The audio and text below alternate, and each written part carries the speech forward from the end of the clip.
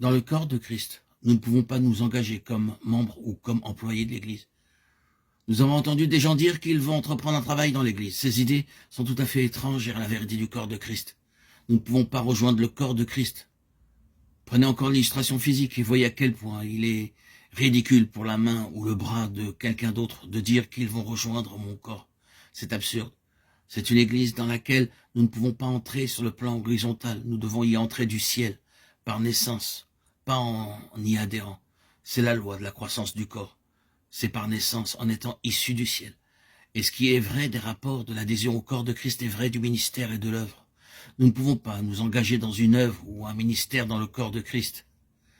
Quand nous avons quelque chose qui est vraiment spirituel, représentant de façon adéquate la pensée du Seigneur, les gens de l'extérieur ne peuvent pas y entrer et commencer à servir.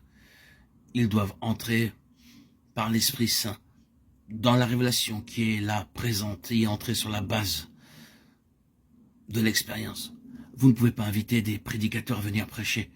La communion dans ce ministère est celle de la révélation, c'est-à-dire que vous êtes entrés en cela sur le même fondement, de la même manière, et que vous y êtes nés d'en haut. C'est la seule base du ministère du corps. L'Église organisée peut faire tout ce qu'elle veut, mais pas le corps de Christ. Son ministère vient essentiellement d'en haut, et n'est pas lié à une chose extérieure. Ainsi, nous ne pouvons pas joindre l'Église dans le sens du Nouveau Testament. Nous ne pouvons pas entreprendre une œuvre de l'Église dans le sens du Nouveau Testament. Nous devons en être une partie organique.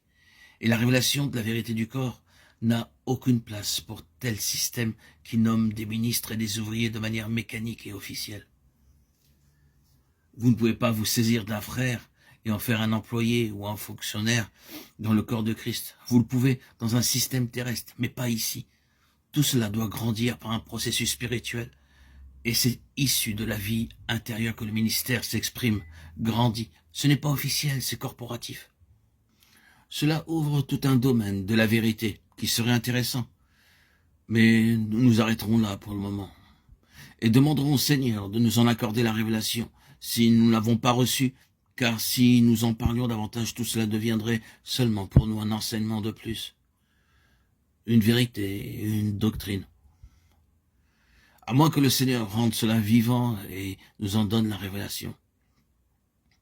Mais combien la différence est immense entre ce qui s'appelle l'Église ici-bas, avec son système, ses méthodes, ses relations, et cette vérité que le corps de Christ est une réalité spirituelle et céleste. Quelle grande différence!